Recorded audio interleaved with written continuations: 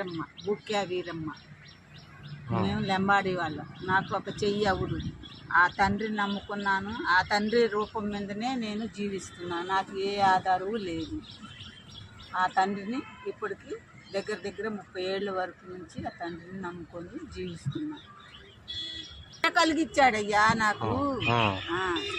ఇలాగా జీవించు, నువ్వు ఎట్టా కష్టం చేసుకోలేవు అని ఆ తండ్రే నాకు మనసులో కలిగించాడు. కాగితాలు ఏరుకునే బాబుకు ఒక 50 రూపాయలు ఇస్తే మట్టి తెచ్చిచ్చాడు. అది అక్కడే రాళ్ళు తెచ్చిచ్చాడు. ఒక 50 రూపాయలు ఇస్తే సాయం చేశాడు. నా పిల్లోడికి ఏమో ఆపరేషన్ అయింది కదా, లేకపోతే పిల్లోడే నాకు సాయం చేసేవాడు.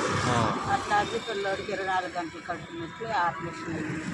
దేవుడిని ఆయనే కలిగించాడు తండ్రి నాకు. ఆయనే స్వప్నంలో కనిపించి నా తండ్రి చెప్పిన తీరుగానే నేను జీవిస్తున్నా అయ్యా. ఆ తండ్రిని వేస్తాను, మరియమ్మ తల్లిని వేస్తా.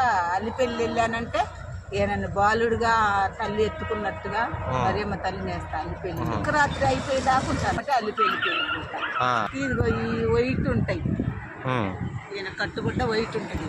నేను ఒంటికి ఒంటి రంగు వేస్తా. ఎంటికలకి వేసేటి, ఎంటికలకి మీసాలకి గడ్డానికి అన్నిటికి బ్లాక్ కలర్ వేస్తా. సిలువుకి వేసేది చెక్క కలర్ వేస్తా.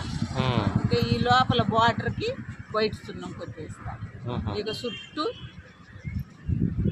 ఒత్తులు తెచ్చిస్తారు నీలాంటి బాబులకి, తెలిసిన వాళ్ళందరూ. సంవత్సరం ఇక్కడికి వస్తా. లాస్ట్న తలకు తగి తానం చేసి చర్చికి పోయి నాట్యం చెప్పుకొని సందా పెట్టారు. అంతేనా?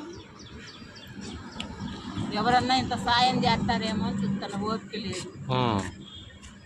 లేదు. ఏదన్నా పని చేసుకొని బతకాలని, ఏదన్నా కొట్టు పెట్టుకోవటానికి కొద్దిగా సాయం.